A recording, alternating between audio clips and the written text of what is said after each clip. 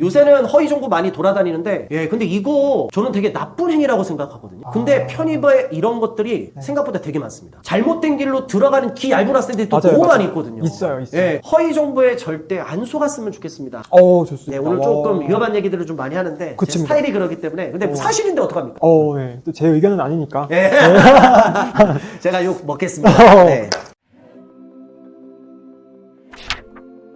일단 올해 인서울대학교 이제 모집 인원을 보면 작년보다 좀 늘었거든요. 그렇죠. 네, 늘었는데 혹시 이게 지원자 수가 그만큼 또 늘었을까요? 아니면 유지가 되었을까요?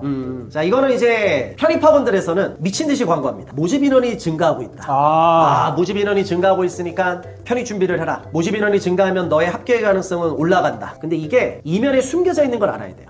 모집 인원이 증가하는 거는 사실이긴 한데 반대로 지원자 수가 너무 많이 늘었습니다. 예를 들어서 모집 인원이 예를 들어서 100명 늘었다고 쳐볼게요. 그래, 모집 인원 100명 늘어났어. 아주 좋아. 근데 문제는 지원자 수가 1000명씩 늘고 있어요. 가장 많이 뽑는 학교가 건대거든요. 그리고 편입을 준비하는 학생들이 가장 많이 지원하는 학교가 건국대입니다. 그래서 제가 건국대를 기준으로 많이 얘기를 하는데 2022학년도까지 건국대에 지원하는 학생 수가 계속 늘었습니다. 그래서 제가 제 영상에서도 많이 얘기했는데 올해 편입이 역대급으로 가장 힘들다. 근데 다행인 건 2023학년도 편입에서는 건국대 지원하는 학생 수가 줄었습니다. 그러면 여기서 이제 또 우리가 봐야 될 거는 그러면 이제 지원자 수가 좀 줄었기 때문에 모집 인원이 느니까 편입이 좀 쉬워지지 않았느냐. 근데 이미 그 전에 지옥이었습니다. 지원자 수가 늘다 보니까 2023학년도에 조금 줄었다 하더라도 그리고 모집 인원이 조금 늘었다 하더라도 그 영향은 실질적으로 거의 없습니다. 뽑는 인원에 비해서 편입은 이미 지원자 수가 너무 많다. 편입에 지원하는 학생들의 수를 봤을 때 일반 학사 합쳤을 때는 한 5,000명?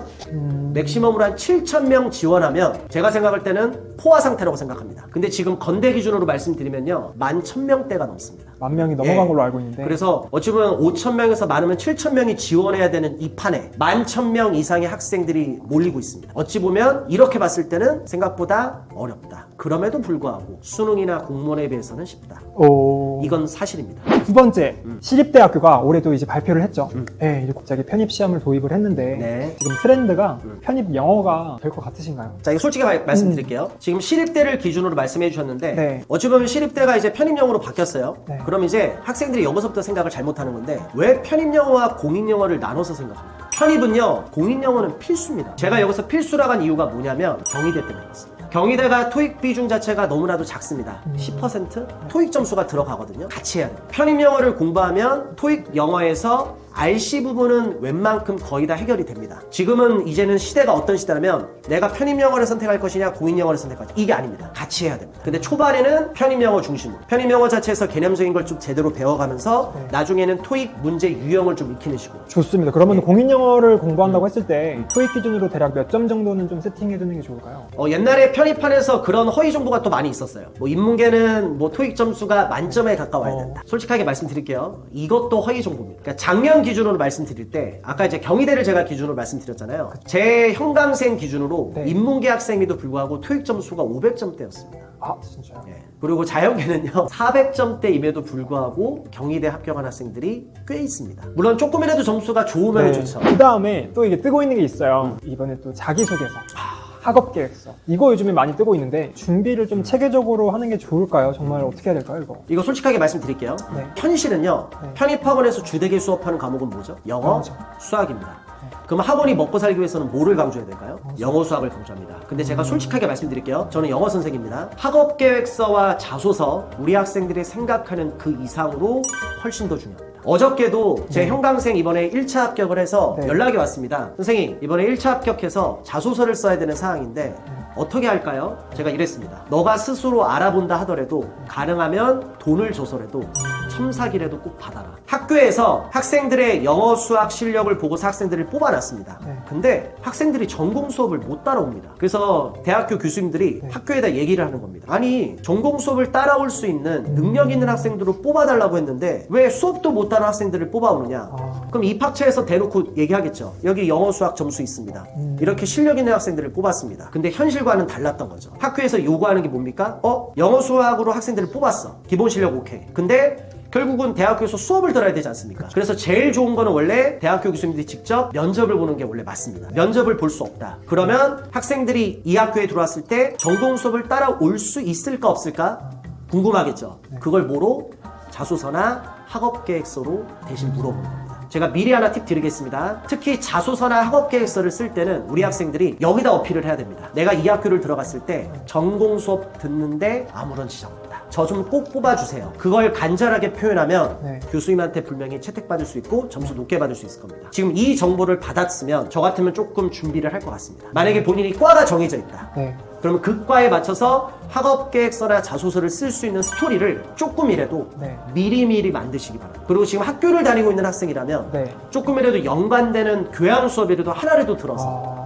좀 나중에 이야기를 쓸 수 있게끔 이거 정말 필요합니다. 저도 범스타님께 좀 부탁드리고 싶은 게 뭐냐면 네. 이 자소서나 학업계획서 나중에 학생들한테 도움 줄 수 있는 컨텐츠를 네. 꼭 좀 해주셨으면 좋겠습니다. 아, 알겠습니다. 예, 학생들이 이거에 대한 정보가 너무나도 없습니다. 알겠습니다. 바로 기획 들어가겠습니다. 그리고 이게 또 학생들이 편입 준비할 때 걱정하는 게 또 있어요. 바로 전적대학교랑 이제 전적대 성적인데, 이게 좀 낮다고 해서, 전적대가 안 좋다고 해서, 저 편입해도 될까요? 항상 이제 듣는 질문이거든요. 이거 어떻게 해야 될까요? 좀 정리를 해주시면. 솔직히 이제 학원에서는 전적대 성적 중요하지 않다. 기본 점수 깔고 들어가기 때문에 한두 문제 더 맞으면 해결할 수 있다. 자, 현실 알려드릴게요. 네. 이 말은 사실입니다. 절대평가가 아니고 상대평가다 보니까 본인하고 같은 학교 같은 과를 쓴 경쟁자보다 한두 문제를 더 맞으면 합격하는 거고요. 그쵸. 영어나 수학 공부를 해서 한두 문제를 더 맞으면 됩니다. 근데 그 한두 문제 맞는 게 나중에 공부를 해보시면 알 겁니다. 정말 힘듭니다. 그래서 제가 팁을 드릴게요. 네. 이미 학점이 나와 있다. 똑같이 말씀드릴게요. 학원이랑 영어 수학 한두 문제로 커버할 수 있습니다. 그럼 뭐 해야 될까요? 성적이 안 좋으면 열심히 노력해서 영어 수학 점수를 올리면 됩니다. 자, 첫 번째 얘기했고요. 두 번째, 지금 학교를 다니면서 이 영상을 보고 있는 학생도 있을 겁니다. 시험 기간에만큼은 학교 성적에 좀 더 집중했으면 좋겠습니다. 이게 학교 중간고사나 기말고사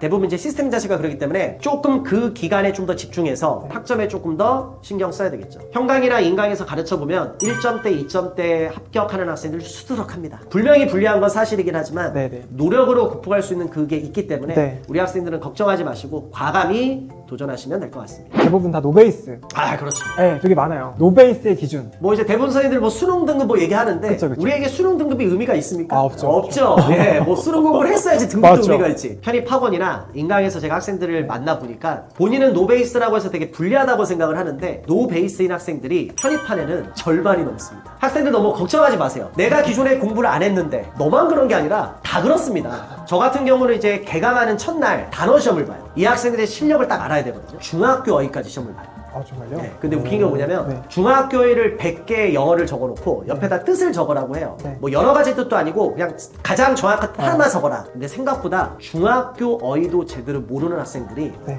90% 이상. 정말요? 중학교 어휘도 제대로 모른다. 이 학생들이 노베이스 아닌가요? 그럼 본인이 노베이스라고 해서 쫄 필요가 있을까요? 없죠. 왜? 네. 경쟁자가 다 똑같으니까. 그쵸, 그쵸. 절대평가 시험이 아니고 상대평가잖아요. 맞아요. 뭐 중상위권학교에 대표적으로 편입해서는 뭐 건대, 동국대, 홍익대, 여학생들은 숙명여대까지 그리고 뭐 중위권학교, 뭐 국숭세단, 뭐 아주대, 인하대, 뭐 항공대, 뭐 모집량은 좀 바뀌었지만 뭐 에리카까지 그 노베이스인 학생들이 실질적으로 합격을 합니다. 그러니까 걱정하지 마시고요. 제가 항상 하는 얘기가 있습니다. 왜 계속 고민만 합니까? 방탄 노래도 있지 않습니까? 제가 맨날 하는 얘기인데 고민보다 일단 행동부터 했으면 좋겠습니다. 그러니까 네네. 제가 항상 하는 얘기 고민하지 마시고요. 우리 범스타님께도 많이 좀 상담 요청해서 편입을 한번 도전해 보세요. 시합을 한번 해보세요. 그러면 생각보다 쉽습니다. 그러면요, 이 노베이스라고 잡았을 때 대략적으로 몇 개월의 기간을 좀 가져야 이 친구들이 합격할 수 있을까요, 혹시? 지금 이 영상 촬영 자체가 1월이거든요. 그쵸. 네, 1월 말인데 편입학원들에서는 요새는 이제 노베이스인 학생들이 워낙 많아지다 보니까 그러다 보니까 이제 편입 준비 기간을 길게 잡습니다. 그래서 기초가 약한 학생들은 1, 2월 기초 과정을 잘 활용해야 돼요. 조금이라도 고민하지 말고 빠르게 시작했으면 좋겠고요. 친구들이 학원을 다닐 때도 고민을 많이 해요. 엄청 고민해요. 네, 그래서 네. 학원이 어디가 좋을까 많이 고민을 하시는데 두 가지로 제가 좀 나누면 네. 이게 좀 집에서 멀지만 좋은 학원이 있고요. 집에 가깝지만 조금 안 좋은 학원. 둘 중에 어떤 게 좀 나을까요? 굳이 따지자면. 자, 이게 어떻게 오늘 제가 수업 시간에 한 얘기랑 겹쳐져서 그렇습니까? 이거 지금 짜진 거 아닙니다. 네. 네, 오늘 제가 수업 시간에 한 얘기인데 네. 암튼하고는 집 가까운 게 짱이야. 본인 결정대로 일단 밀고 나가고 특이사항이 있을 때는 언제든 연락 주고 어디서든 열심히만 해. 이렇게 단문했습니다. 지금 어찌 보면 아까랑 이게 겹쳐져서. 그쵸. 그래서 저는 네. 학원은 집 가까운 게 무조건 짱입니다. 아, 안산에서 이렇게 학원 오는데 바보 같은 짓이다. 야, 집 가까운 학원을 다니던지 인강으로 해라. 근데 너가 그래도 여기까지 왔다는 건 내가 뭐라고 할 수는 없으니까 이렇게 얘기했습니다. 한 달만 일단 해봐라. 한 달을 해보고 와 왔다 갔다 3-4시간 너무 무리가 되는데 힘든데 그러면 인강으로 돌리든 집 가까운 학원으로 가라. 체력은 계속 갉아먹기 때문에 네. 절대 좋은 게 아닙니다. 그래서 학원 네임밸류 분명히 중요합니다. 그리고 본인을 가르치는 선생 진짜 중요합니다. 근데 일단 집 앞으로 가까워야 됩니다. 그래서 뭐 이 영상을 보는 학생 중에 선생님 저는 왔다 갔다 1-2시간 걸리는데요. 그냥 다니시면 됩니다. 네. 근데 3시간, 4시간 이거는 제가 봤을 때는 저는 반대합니다. 그러면요, 이제 학원을 다닐 때 보통 이제 어떻게 하는지가 좀 궁금한데 네. 이게 친구들을 학원에서 사귀어서 막 이렇게 좀 무리를 지어서 다니는 그런 친구들이 학생들도 있고, 있죠. 성격 좋은 그다음에 애들. 네. 아니면은 혼자 그냥 딱 수업만 듣고 혼자 밥 먹고 네. 어떤 게 좀 나을까요? 둘 다 장단점이 있는데 네. 이것도 개인 성향인 것 아, 같아요. 성향이요? 네. 어. 어떤 학생들은 네. 이렇게 좀 외향적인 학생들이 있어요. 아주 그냥 학원이 네. 자기 놀이터입니다. 맞아요. 막 밥 먹을 때 친구들하고 막 이런저런 수다 떨면서 최대한 스트레스를 풀면서 하는데 웃긴 건 공부할 때는 또 집중 딱. 근데 또 이 내향적인 학생들도 있잖아요. 네. 누구랑 뭐 얘기하는 게 아니라 그냥 묵묵히. 제일 중요한 거는 쉴 때 쉬고 공부할 때는 집중 있게 공부하고. 뭐가 낫다? 개인 성향 차이입니다. 그럼 이제 인강 파트로 넘어갈 건데 네. 이제 인강 같은 경우는 개인의 자제력이 좀 되게 중요하잖아요. 엄청 중요하죠. 근데 이제 대학생들 혹은 뭐 지방권에 있는 친구들은 어쩔 수 없이 인강을 들어야 되는데 당연하죠. 이 친구들이 어떻게 해야지 좀 1년을 끌고 나갈 수 있을까요? 자, 인강 듣는 학생들한테 제가 첫 번째로 하는 얘기는 솔직히 학원을 다닐 수 있으면 학원을 다니자. 왜냐면 합격률의 차이가 너무 크다. 인강 같은 경우는 합격률이 생각보다 많이 떨어진다. 근데 물론 그 이유는 첫 번째가 뭐냐면 네. 중간에 많이 포기를 하죠. 그러니까 학원을 다니는 학생들은 그래도 옆에서 네. 종합반 기준으로 할 때는 담임 쌤도 계시고 그리고 제가 가르치는 학생들은 제가 출석 체크를 또 제가 직접 다 하거든요. 인강 듣는 학생들은 자기 자신을 컨트롤하면서 해야 되기 때문에 중간에 포기하는 학생들이 많습니다. 근데 제일 중요한 건 뭐냐면 인강으로 해도 형강 다니는 학생들처럼 열심히 하면 됩니다. 형강에서 합격하는 학생들이 어떻게 하는지 말씀드릴게요. 새벽반을 많이 선택합니다. 종합반 기준으로. 새벽반은 학원에 따라 좀 다르긴 하지만 대부분 7시 또는 7시 반부터 수업을 시작합니다. 그럼 학생들이 학원에 몇 시에 오느냐? 6시 반 또는 7시에 옵니다. 좋은 학교에 합격하는 학생들도 대부분 새벽반에서 많이 나옵니다. 상식적인 얘기죠. 아침 7시나 7시 반부터 공부하는 학생과 오전 10시, 10시 반부터 공부하는 학생과 누가 이길까요? 하루의 시간 효율 자체가 완전 달라집니다. 그래서 인강 듣는 학생이라 하더라도 형강 학생들처럼 아침 7시, 7시 반부터 공부를 시작해 보세요. 그리고 합격하는 학생들의 대부분의 또 특징은 그렇게 일찍 와서 몇 시까지 공부하냐면요. 학원에서 대부분 밤 10시까지 합니다. 근데 상식적으로 20살 넘은 성인이 이게 가능합니까? 근데 그 불가능한 걸 1년 동안 버티면서 하기 때문에 남들이 중학교 3년, 고등학교 3년, 6년 동안 고생해서 간 학교를 1년 만에 합격을 할 수 있는 겁니다. 대부분의 학생들은 아침 7시부터 밤 10시까지 공부를 할까요? 아니죠. 절대 못합니다. 그래서 그 학생들이 허수가 되는 겁니다. 본인이 허수가 돼서 기분 나쁘게 듣지 마시고요. 인생 바꾸려고 지금 이 영상 보고 있는 거 아닙니까? 네. 좋습니다. 너무 솔직해서 좀 걱정되는데. 네, 솔직한 것보다 지금 분량이 너무 많이 나왔어요. 진짜로. 그 다음에 이제 편입영어에서 이제 문법, 이제 암기로 가능하다. 아니다. 무슨 소리냐. 이해를 해야지 암기가 되는 거다. 혹시 어떤 게 맞는 걸까요? 문법은 암기하면 안 됩니다. 제가 솔직하게 말씀드릴게요. 16년 차입니다. 11년 동안 1등 자리를 유지하고 있는 문법 강사로서 말씀드리는 겁니다. 문법을 외우면은요, 문제 적용이 안 됩니다.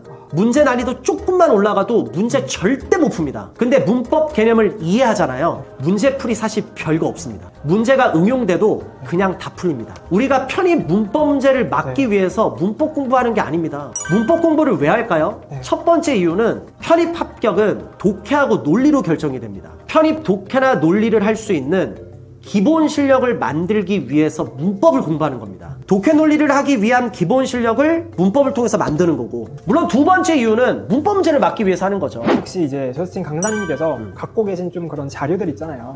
좀 약간 풀어주셔야 되지 않을까. 자, 이제 많은 학생들이 알고 있는 학생들은 알고 있는데, 네. 그리고 이제 모르는 학생들이 더 많이 있으니까, 그렇죠. 제가 무료 강의를 그냥 배포하겠습니다. 그래서 무료 강의를 배포할 테니까, 제가 수업 듣는 자료는 옆에 범스타님께 제가 따로 드리도록 할 테니까, 수업 듣는 자료는 범스타님께 편하게 받으시면 될 것 같고요.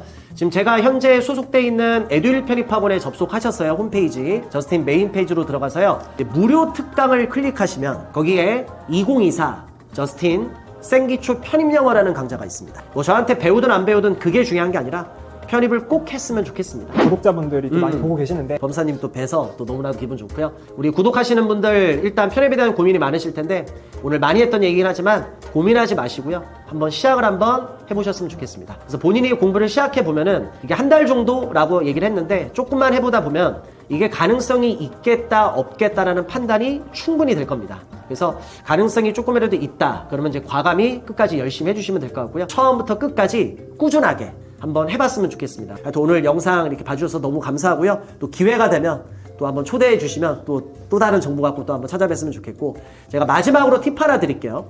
지금 이 영상을 보는 학생들 중에서 특히 일반 편입과 학사 편입에 대해서 고민이 많을 텐데요. 제 강사 이름을 걸고 그냥 대놓고 얘기하겠습니다. 학사 편입으로 준비하는 게 진리입니다. 물론 또 누군가는 파고들 겁니다. 뭐 몇몇 학교 몇몇 학과는 일반이 더 낫다, 인정. 누가 몇몇 학교 몇몇 학과 갖고 말장난치자고 하는 게 아니지 않습니까? 전체 학교 전체 학과를 봐야 되죠. 편입에 지원하는 학생들은 몇 개 학교만 원서 쓰는 게 아닙니다. 항상 많은 학생들이 의심합니다. 아, 이제 학사 메리트 크게 없을 것 같은데. 16년 동안 그래왔습니다. 근데 막상 뚜껑 까면 학사가 그냥 다행입니다.